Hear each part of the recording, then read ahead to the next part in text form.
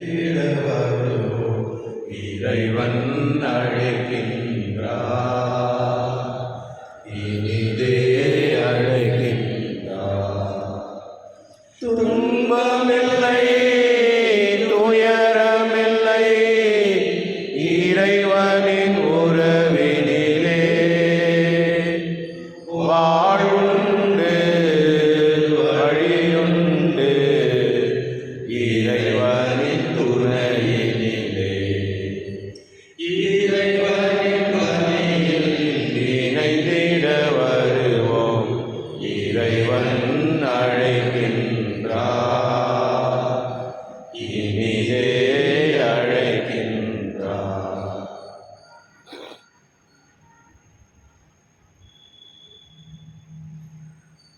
Good morning. Morning. இந்த திருப்பலியானது நன்றிடுதலாக மேரி Elon Joseph உடைய wedding anniversary இருக்காங்களா? Happy wedding anniversary. மற்றும் மார்டினுடைய பிறந்த நாள். Martin, happy birthday. மரித்த ராஜம்மா ஜார்ஜ் ஆந்தனி, சீதம்மா ராமசுவாமி அவருடைய ஆண்களுக்காக இந்த திருப்பலியில் இருக்கப்படுகின்றது. தந்தை மகன் தூய ஆவியாரின் பெயராலே ஆமென். நம் ஆண்டவராகிய இயேசு கிறிஸ்துவின் அருளும் கடவுளின் அன்பும் தூய ஆவியாரின் நட்புறவும் உங்கள் அனைவரோடும் இருப்பதாக.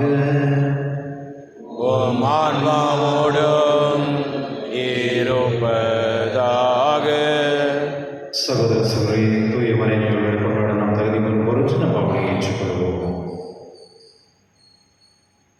எல்லா வல்ல இறைவனும் சகோதர சகோதரிகளே, முடமும் நான் பாவியை ஏற்றுக்கொள்கின்றேன். ஏனெனில் சிந்தனையாலும் சொல்லாலும் செயலாலும் கடமையில் தவறியதாலும் பாவங்கள் பல செய்தேன். என் பாவமே, என் பாவமே, என் பெரும் பாவமே. ஆகையால் இப்பொழுதும் கன்னியான புனித மரியாவையும் வானதூதர் புனிதர் அனைவரையும் சகோதர சகோதரிகளே உங்களையும் நாம் இறைவனாகிய ஆண்டவரிடம் எனக்காக வேண்டிக் கொள்ள மன்றாடுகின்றேன். எல்லா வல்ல இறைவன் மீது இரக்கம் வைத்து நம் பாவங்களை மன்னித்து நம்மை நிலைவாழ்வுக்கு அழைத்து செல்வராக. ஆமென். ஆண்டவரே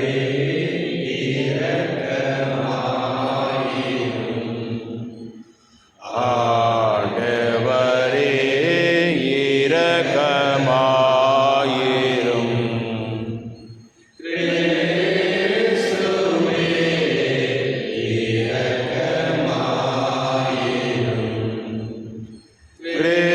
கிறிஸ்துவே இரக்கமாயிரும்.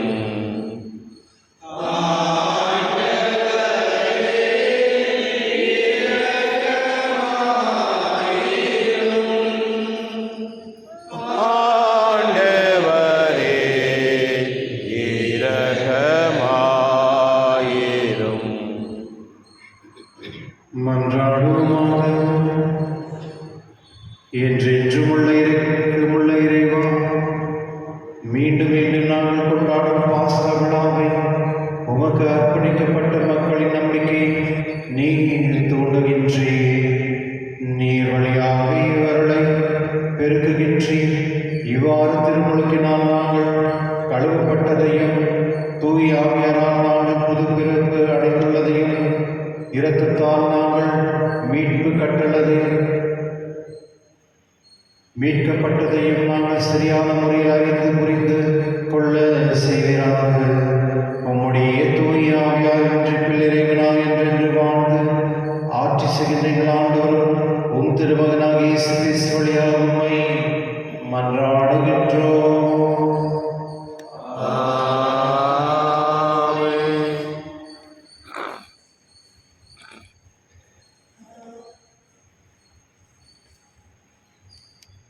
திருத்தூதர் பணிகள் நூலிலிருந்து வாசகம்.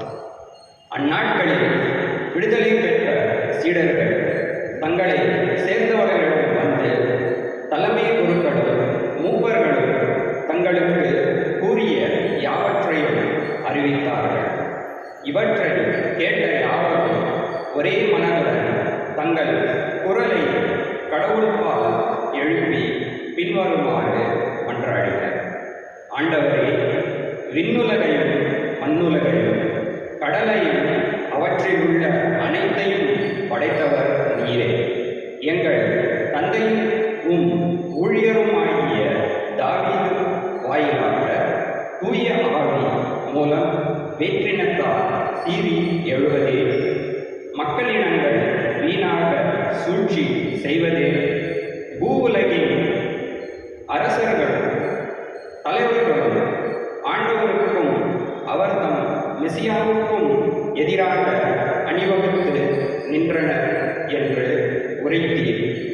அதன்படியே இந்நகரில் உம்மால் அருள்பொழிவு பெற்ற தூய ஊழியராகிய இயேசுவுக்கு எதிராக ஏரோதும் போந்தியு பிலாத்தும் பிற இனத்தவரோடும் இஸ்ரேல் மக்களோடும் ஒன்று திரண்டனர்.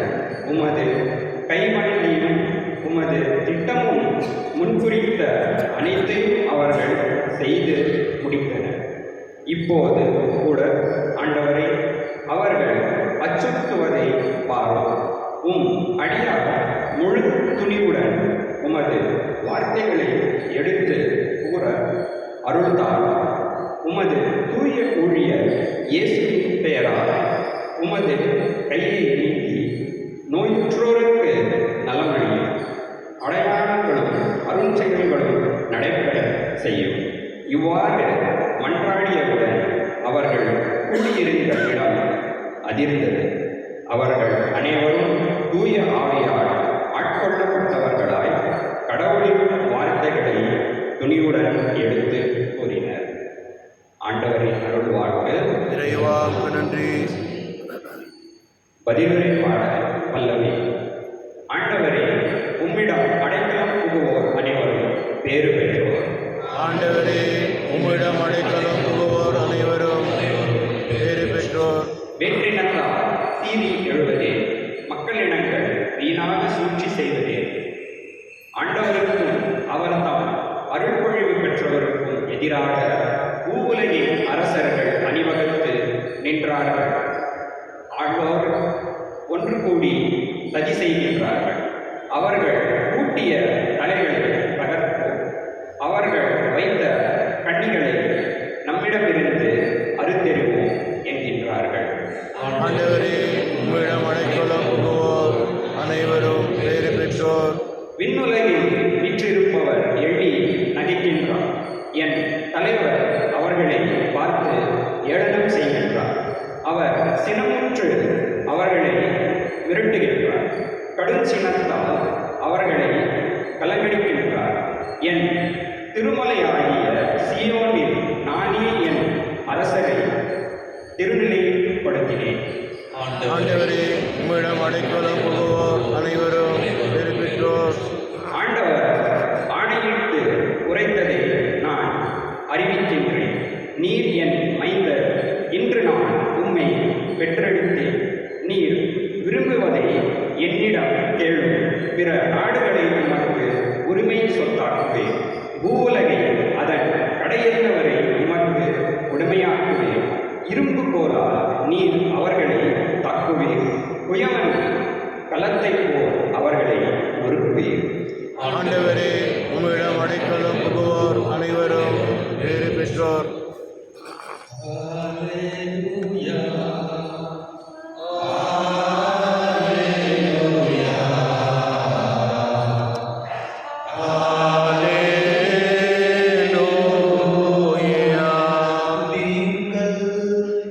கிறிஸ்துவோடு உயிர் பெற்று வாழ்ந்தவர்களானா மேலுலகு சார்ந்தவர்களை நாடுங்கள்.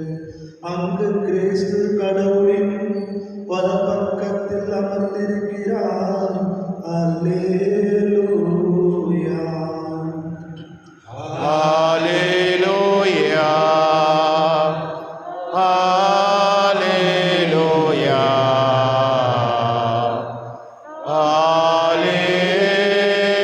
ஹல்லேலூயா. ஆண்டவர்களோடு இருப்பாராக.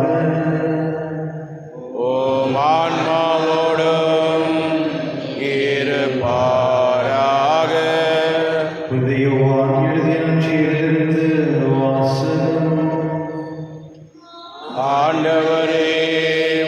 மாட்சி ஓமக்கே. அக்காலத்தில் இயேசு நிகதேமிடம் கூறியது: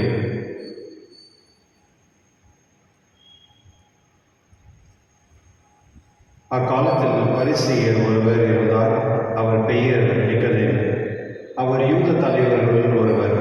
அவர் ஒரு இரவில் இயேசுவிடம் வந்து, ரபி, நீர் கடவுளிலிருந்து வந்த போதகர் என்பதை நாங்கள் அறிவோம். கடவுள் நம்மோடு இருந்தாலன்றி நீர் செய்யும் இவ்வரும் அடையாளங்களை யாரும் செய்ய இயலாது என்றார். இயேசு அவரை பார்த்து, மறுபடியும் பிறந்தாலன்றி எவரும் இறையாட்சிக்கு காண இயலாது என மிக உறுதியாக உங்களுக்கு சொல்கிறேன் என்றார். நிகதேம் அவரை நோக்கி, வயதான பெண் ஒருவர் எப்படி பிறக்க முடியும்? அவர் மீண்டும் தாயின் வயிற்றில் புகுந்து பிறக்க முடியுமா என்று கேட்டார். இயேசு அவரை பார்த்து, ஒருவர் தண்ணீராலும் தூய ஆவியாலும் பிறந்தாலன்றி இறையாட்சிக்கு உட்பட இயலாது என்று மிக உறுதியாக உங்களுக்கு சொல்கிறேன். மனிதரால் பிறப்பவர் மனித இயல்பையே உடையவர். தூய ஆவியால் பிறப்பவர் தூய ஆவியின் இயல்பை உடையவர். நீங்கள் மறுபடியும் பிறக்க வேண்டும் என்று நான் உங்களுக்கு கூறியது பற்றி நீர் வியப்படைய வேண்டாம். காற்று விரும்பிய திசையில் வீசுகிறது, அதன் ஓசை உங்களுக்கு கேட்கிறது, ஆனால் அது எங்கிருந்து வருகிறது என்றும் எங்கே செல்கிறது என்றும் உங்களுக்கு தெரியாது. தூய ஆவியால் பிறந்த அனைவருக்கும் இது பொருத்தும் என்றார். கிறிஸ்துவின் நற்செய்தி. கிறிஸ்துவே உமக்கு புகழ். கிறிஸ்துவர் நற்செய்தி பார்க்கும் பொழுது ஒரு பரிசேயர், அவர் பேர் நிகதேம் என்றவர் ஆண்டவர் இயேசு இருட்டில் பார்க்குறார். காரணம் என்ன அப்படின்னா, பரிசேயர் பற்றி கடவுள் நிறைய அவங்களை திட்டிருக்க நம்ம பார்த்துருக்கோம். அவங்கள வாங்கியிருக்காங்க இல்லையா? ஆனாலும் அதில் சில பேர் நல்லவர்கள் இருந்திருக்காங்க அப்படின்றது இந்த நற்செய்தியில் நம்மளுக்கு தெரிய வருது.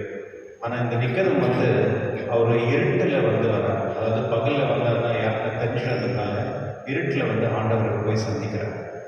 அந்த பிஎம்எஸ்எஸ் முன்னே இருக்கும் பொழுது ஒரு டெப்டி கமிஷனர் வர்றார். நம்ம கேத்லிக் கிளப் இருக்குல்ல, அது பக்கத்தில் ஒரு ஆஃபீஸ் இருக்குது, பிஎம்எஸ்எஸ் ஆஃபீஸ் ஒன்று இருக்குது. அங்கே உள்ள நீங்கள் பார்த்தீங்கன்னா ரொம்ப நல்லா இருக்கும், நல்ல அஃபிஷியலாக இருக்கும் ஆஃபீஸ். அந்த இடத்துல அவர் உட்காந்துருவார். உட்காந்து ரொம்ப அப்படியே ரிலாக்ஸாக தூங்குவார். சில மெடிடேஷன் பண்ணுவார். சில நேரத்தில் என்கிட்ட நிறைய பேசுவார், அதாவது கடவுளை பற்றி எல்லாம் பேசுவார். ஆனால் அவர் என்ன பண்ணுவார்னா, அவங்க டிரைவரை கொண்டு வர மாட்டார். டிரைவர் அனுப்பிடுவார். அவர் இந்த டாக்ஸி சிவில் ட்ரஸ்ட்டில் தான் இருப்பார். நிறைய பேர் என்னை பார்க்கும்பொழுது கூட அவங்க யாரும் தெரியாது, சில பேர் அப்படி இருப்பாங்க. கிறிஸ்துவ சில பேர் கடவுளை நம்பி வாழ்கிற நிறைய பேர் இருக்கிறாங்க. சில பேர் வெளியே தெரிய மாட்டாங்க, அதாவது தெரியப்படுத்த மாட்டாங்க நம்ம கிறிஸ்துவை பின்பற்றுறோம் அப்படின்னு. அது நிறைய பேர் இருக்கிறாங்க. கடவுளை விசுவாசிப்பவர்கள், கடவுளை பற்றி தெரிஞ்சுக்கணும் விருப்பப்படுறவர்கள். ஆனால் அவங்களுடைய ஆஃபீஸு, அவங்களுடைய அதாவது அந்த பொசிஷன் இருக்கிறதுனால அவங்க வெளிப்படையாக சில விஷயங்கள் பண்ணாத முடியாதனால அவங்க ப்ரைவேட்டாக கடவுளை விசுவாசிக்கிற நிறைய பேர் இருக்கிறாங்க. என்னுடைய நட்சத்திரத்தில் பார்க்கும் பொழுது நிகடமஸ் கூட ஆண்டவர் பற்றி அவருக்கு ஏற்கனவே தெரியும். அவர் இந்த வார்த்தை சொல்கிறார்: ரபி, நீர் கடவுளிலிருந்து வந்த போதகர் என்பதை நாங்கள் அறிவோம். கடவுளுடைய அருள் இல்லாமல் நீங்கள் செய்யக்கூடிய செயல் யாரும் செய்யவே முடியாது. இது கடவுளால் மட்டும்தான் முடியும் அப்படின்னு அவர் நம்புகிறார். கிறிஸ்துவ இது ரொம்ப முக்கியமானது. சில நேரத்தில் சில பேர் சில விஷயங்கள் செய்யும் பொழுது நம்மளுக்கு தெரியும், இது கடவுளுடைய வேலையா இல்லை இது ஒரு ஈவில் ஸ்பிரிட் அப்படின்னு நமக்கு தெரியும். நம்ம பேசுகிற விதத்திலே இல்லை நம்ம நடந்துக்கிற விதத்திலேயே கடவுள் நம்மளுக்கு தெளிவான ஒரு அறிவு கொடுப்பார். சில நேரத்தில் இந்த பொண்ணு பையன் போய் பார்க்க போகும்போது சில பேர் டக்குன்னு புரிஞ்சுப்பாங்க, இந்த பொண்ணும் இந்த பையனை நம்ம குடும்பத்துக்கு நல்ல ஒரு பொண்ணு பையன் அப்படின்னு சொல்லிட்டு உடனே என்கேஜ்மெண்ட் பண்ணுறது, மேரேஜ்மெண்ட் பண்ணுவாங்க. சில பேருக்கு சில அந்த கிஃப்ட் இருக்கும். அதாவது நல்லதை வந்து குயிக்காக அதை புரிந்து கொள்வதற்கும் அதை வந்து எடுத்துக்கிறதுக்கும் அந்த மாதிரி சில பேருக்கு ஆசீர்வாதம் இருக்கும். என்னுடைய நற்செய்தியில் வந்து நம்ம பார்க்கும் பொழுது இந்த நிக்கோதேம் என்றவர் வந்து அவரிடத்து போய் பேசும் பொழுது ஆண்டவர் இயேசு வந்து வேற ஒரு விஷயம் சொல்கிறார். அதாவது ஒரு மனிதர்கள் வந்து நீங்கள் வந்து மறுபடியும் மீண்டும் பிறக்க வேண்டும் அப்படின்னு சொல்கிறாங்க.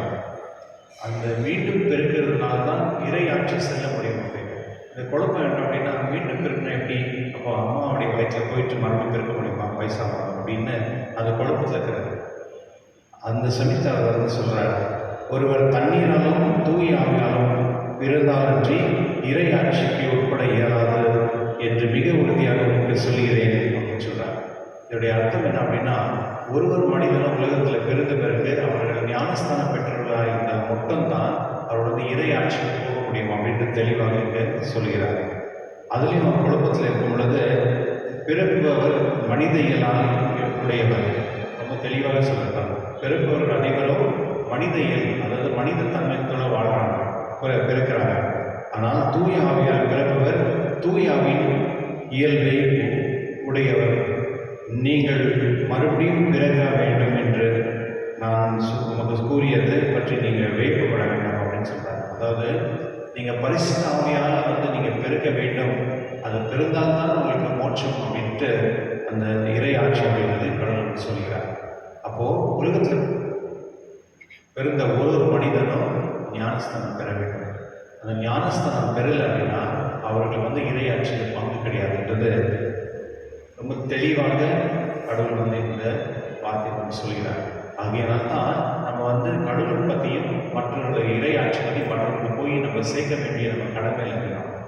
நீங்கள் என்ன நினைக்கிறீங்கன்னா இது பிரீஸ்டுடைய வேலை இல்லையா, பிஷப் வேலை, போய் ஞானஸ்தானம் கொடுக்குறது இல்லை கடவுள் பற்றி பேசுறது அப்படின்னு. ஆனால் ஞானஸ்தானம் பெற்ற ஒருவருக்கும் இந்த என்ன இருக்குது, கடமை இருக்குது. இந்த கடமை வந்து நம்ம எப்பொழுதுமே மற்றவர்களுக்கு நம்ம கடவுளை பற்றி தெரிவிக்க வேண்டியது நம்முடைய கடமை. எப்படி தெரிவிக்கிறது? இன்றைக்கி பைபிள் எடுத்துக்கிட்டீங்க, யாருன்னா போயிட்டு போனீங்கன்னா உங்களை உள்ள போய் போட்டுருவாங்க இல்லையா, ப்ரொடெஸ்டன்ட் பண்ணுறாங்க அப்படின்னு நம்ம பண்ண முடியாது. அதனால் தான் திருச்சியில் வந்து நம்மளுக்கு வந்து சேவை பண்ணுறது, சேவை மூலமா நம்ம கடவுளுக்கு வந்து அந்த ஞானம் அறிவு கொடுக்க முடியும் அப்படின்னு ஏற்படுத்துது. எது? எஜுகேஷன் மூலயமா, ஹாஸ்பிட்டல் சர்வீஸு, சோஷியல் ஒர்க்கு, இந்த மாதிரி நம்ம ஒரு விஷயம் நம்ம செய்யும் பொழுது மக்கள் வந்து அவங்க செய்கிற வேலையில் பார்த்து அவங்க வந்து கடவுளை நம்புவாங்க, விசுவாசிப்பாங்க. ஒருவர் வந்து சொல்கிறார், இப்படி நான் வந்து இந்த மாதிரி ஒரு சேவை நான் பார்த்ததே கிடையாது. அதாவது ஊனமுற்றவர்களுக்கும் மற்றும் இந்த என்ன சொல்றது எய்ட்ஸில் இருக்கவங்க போயிட்டு அவங்கள தொட்டு வேலை செய்கிறாங்க பாருங்கள். அது எவ்வளோ பெரிய வேலை, அது யார் செய்ய முடியும்? இந்த மாதிரி வந்து வேலை செய்கிறது யாருன்னா கிறிஸ்தவர்கள் தான் செய்கிறாங்க. மற்றவங்களுக்கு சேவை செய்கிறது வந்து கிறிஸ்தவர்கள் தான் செய்கிறாங்க. அதனால தான் அந்த சேவை வந்து பார்க்கும் பொழுது எனக்கும் கடவுள் மேல் நம்பிக்கை வந்து அந்த கடவுளை நான் பின்பற்ற வேண்டும் அப்படின்னு சொல்லி அவர் வந்து ஞானஸ்தானம் பெற்றிருக்கார். கிறிஸ்தவனுடைய அந்த மாதிரி நிறைய உதாரணங்கள் இருக்குது. என்னுடைய நற்செய்தியில் என்ன அப்படின்னா, நாம் அனைவருமே கடவுள் பற்றி நம்ம எங்கன்னா போயிட்டு அவரை பற்றி நம்ம எங்கன்னா பேசுகிறோமா? எங்கன்னா உங்களுக்கு கடவுள் பற்றி சொல்கிறதுக்கோ அவரை பற்றி ஏன்னா அந்த அன்பை வந்து பகிர்ந்து கொள்வது உங்களுக்கு ஆப்பர்ச்சுனிட்டி இருக்கா? எங்கே இருக்கு? எத்தனை பேர் நீங்கள் வந்து கிறிஸ்டியன் ஆக்கியிருக்கீங்க? யாரா கிறிஸ்டியன் ஆக்கியிருக்கீங்களா இது வரையும்? வேணும். சரி, கிறிஸ்துவங்களே, நம்முடைய கடமை என்ன தெரியுமா? ஒரு ஞானஸ்தானம் பெற்றவர்கள் ஒருவருமே நம்முடைய விசுவாசத்தை வந்து கடவுளுடைய அன்பை, விசுவாசமும் அன்பு ரெண்டு ஒன்று தான். அந்த அன்பு, கடவுளுடைய அன்பை வந்து மற்றவர்களுக்கு நம்ம கொடுக்க வேண்டும். எப்படி நீங்கள் கொடுக்க முடியும்? உங்கள்கிட்ட இருந்தால் தானே கொடுக்க முடியும். இருக்காது உங்கள்கிட்ட கடவுளுடைய அன்பு என்கிட்ட இருக்குன்னு யாரும் சொல்ல முடியுமா? கடவுளுடைய அன்பு என்கிட்ட இருந்துச்சுன்னா எனக்கு எந்த ஒரு ஈகோ ப்ராப்ளமும் கிடையாது, எனக்கு எந்த ஒரு விஷயமும் இல்லை. நான் எப்பொழுதுமே அவர்களுடைய அன்பு கடவுளுக்காக எது வேணாலும் சேர்த்து நான் ரெடியாக இருக்கேன். கரெக்ட் தானே?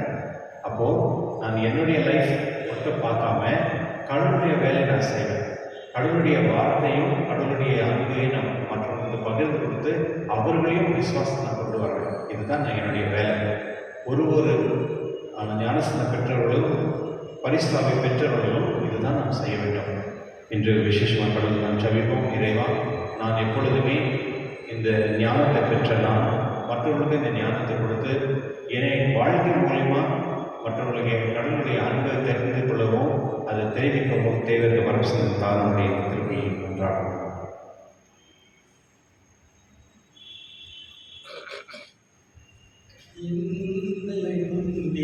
தந்தே என்னை ஏற்றிடுவாய் இறைவா. என்னை உன்னிடம் தந்தே என்னை ஏற்றிடுவாய் இறைவா.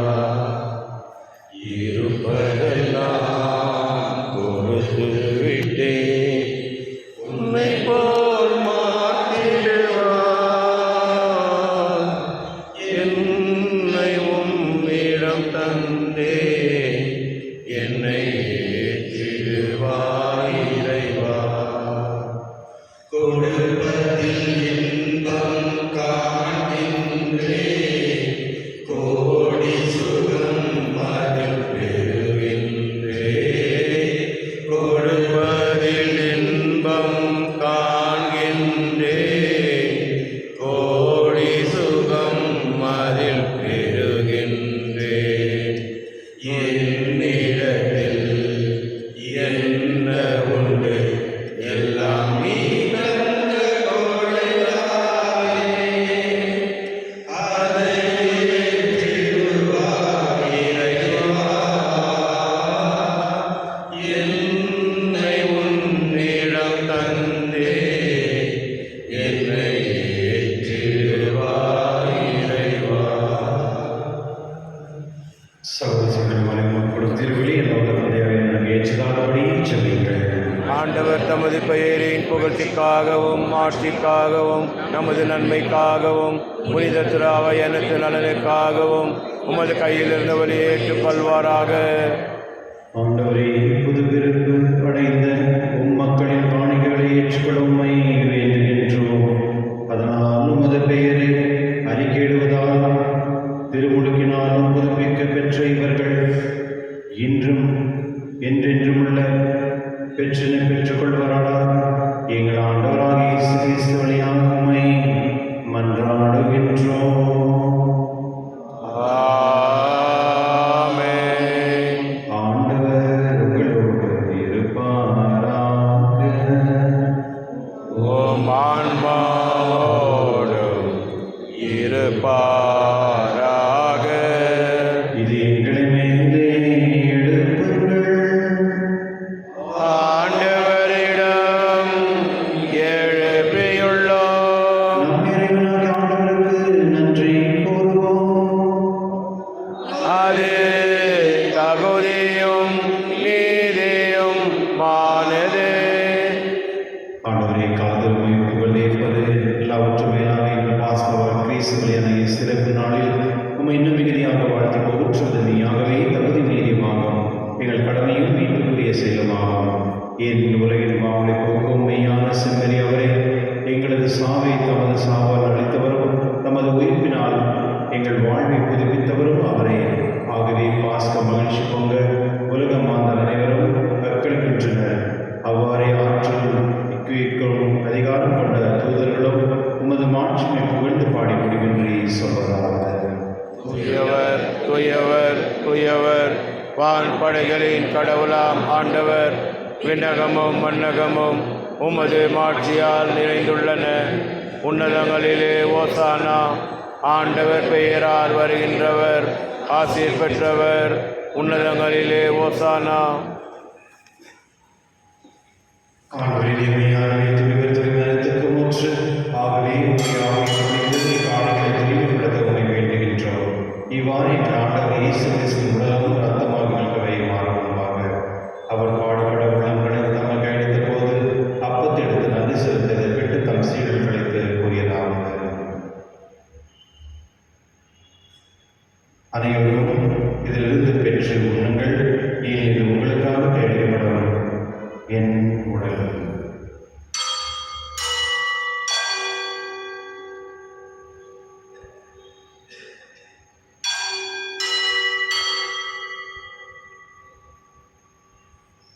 அவனமே இருவருக்கு அருந்தை பின் கிண்ணத்தை எடுத்து மீண்டும் உமக்கு நன்றி கூறி தம் சீடர் கழித்தவர் கூறியதாவது: அனைவரும் இருந்து பெற்று வருங்கள், ஏனெனில் புதிய நிலையான உடன்படிக்கைக்கு உரிய ரத்தத்தின் கிண்ணம். இது பாவ மன்னிப்புக்கென்று உங்களுக்காக பலருக்காகவும் சிந்தப்படும். இதை நினைவாக செய்யுங்கள்.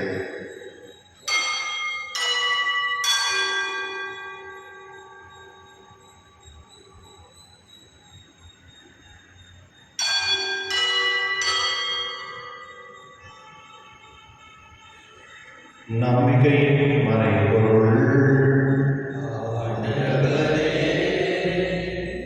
நீர் வருமளவும் உமது இறப்பினை அறிக்கையிடுகின்றோம், உமது உயிர்ப்பினையும் எடுத்துரைக்கின்றோம். ஆகவே ஆண்டவரே, நாங்கள் கிறிஸ்துவில் இறைப்பினும் உயர்வு நினைவு கூர்ந்து வாழும் தருணத்தில் மீட்பளிக்கும் கிண்ணத்தையும் உமக்கு கொடுக்கின்றோம். உம் திருமணம் என்றும் ஊழியம் புரியும் தகுந்துள்ள நிலையை ஏற்றுக்கொள்ளீர். எனவே உமக்கு நன்றி செலுத்துகின்றோம். மேலும் கிறிஸ்துவின் உடலிலும் ரத்தத்திலும் பங்கு கொள்ளும் எங்களை தூயாவை ஒன்று சேர்க்க வேண்டும் என தாழ்நிலம் நினைக்கின்றோம். ஆண்டவரை உலகில் பரவிருக்கும் உமது திருவை நினைவு கூர்ந்தருளும். எங்கள் திருத்தந்தை லியோ, எங்கள் ஆய்வீட்டர், எல்லா திருநங்கராக அனைவரோடும் உமது திருவையில் அன்பி நிறைவேற செய்துள்ளோம். மேலும் உயிர்த்தலும் எதிர்நோக்கும் தொழில் கொள்ளும் எங்கள் சகோதர சகோதரியும் இறந்தோர் அனைவரும் இறக்கத்துடன் நினைவை கூர்ந்து உமது திருமண ஒளியில் ஏற்றிருந்தோம். எங்கள் அனைவரின் மீதும் இரக்கமாயிரும். கடவுள் கண்ணித்தான புனித மரியா, அவருடைய கணவனான புனித யோசேப், புனித திருத்தூதர்களை உலகில் முந்தராகிய புனித அனைவரோடும் நாங்கள் நினைவாழ்வு பங்கு கொள்ளும் தகுதி பெற்று உம் திருமகன் இயேசு கிறிஸ்து வழியாக உம்மை புகழ்ந்தேத்தும் நாங்கள் உண்மை மன்றாடுகின்றோம்.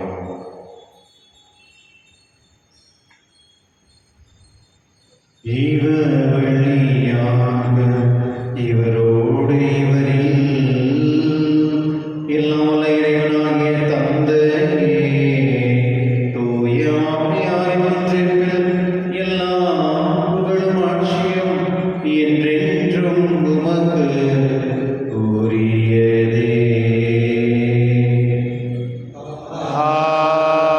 ஆமென். ஆமென். ஆமென்.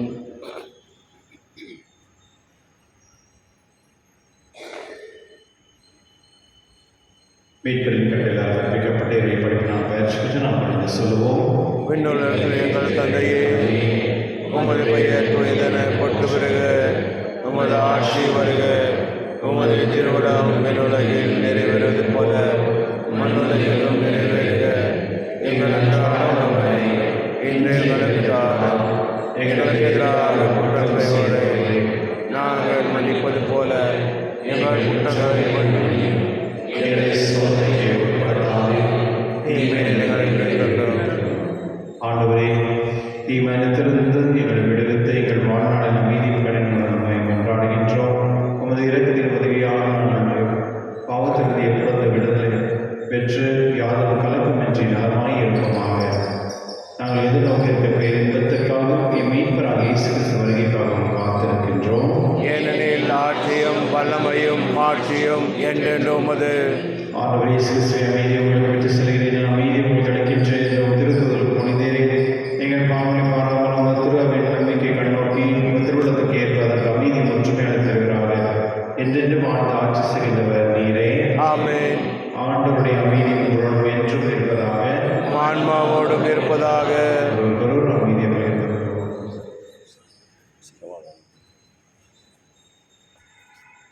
உலகில் என் செம்மறியே, எம்மேல் இரக்கம் வையும்.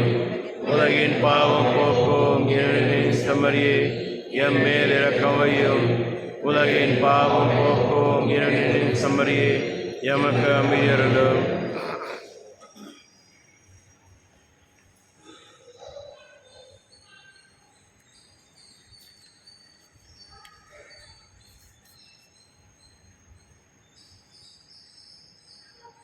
இதோ இறைவன் செம்மறியே, உலகின் பாவம் போக்குவாக செம்மறி விருது அடைக்க பெற்றோர் பெற்றோர்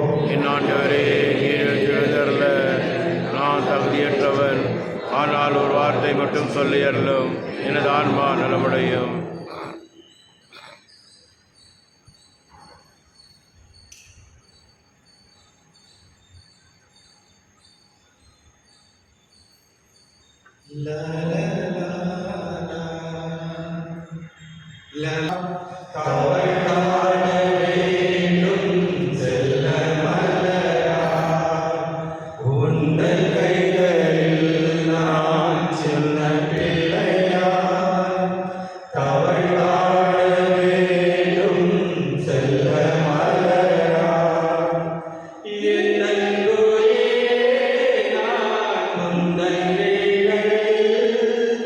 வளர்ந்தாக வேண்டும்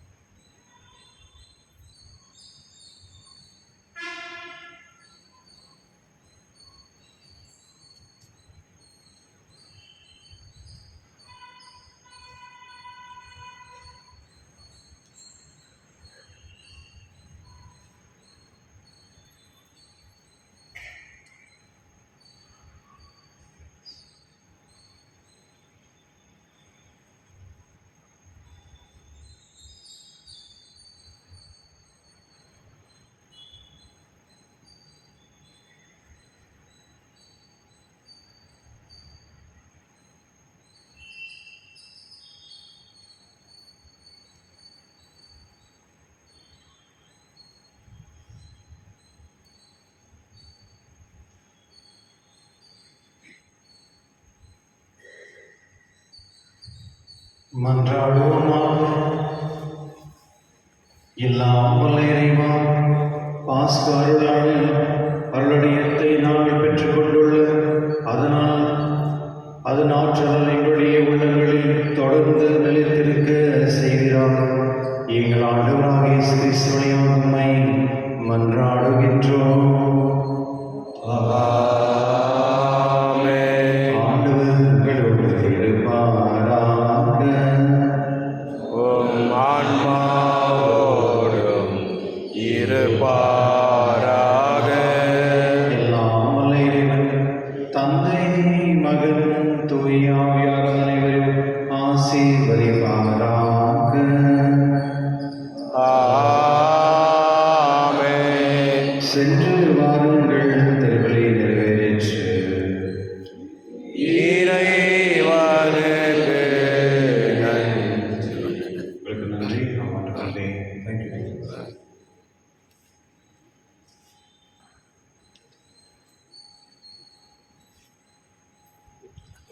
அன்னை கண்ணை எண்ணி அன்பை நெஞ்சில் வைத்து உந்தன் அடி வந்தேனம்மா. உன்னை அன்றி இங்கு யாரும் இல்லை தானே, நீதானே எல்லாம் அம்மா. அன்னை உன்னை எண்ணி அன்பை நெஞ்சில் வைத்து உந்தன் அடி வந்தேனம்மா. உன்னை என்று இங்கு யாரும் இல்லை தாயே, நீதானே எல்லாம் அம்மா. என் வாழ்வின் பாதை எல்லாமே நம்பிக்கை ஒளியின்றி இருண்டதம்மா. என் வாழ்வின் பாதை எல்லாமுமே நம்பிக்கை ஒளியின்றி இருண்டதம்மா. நிலைக்கும்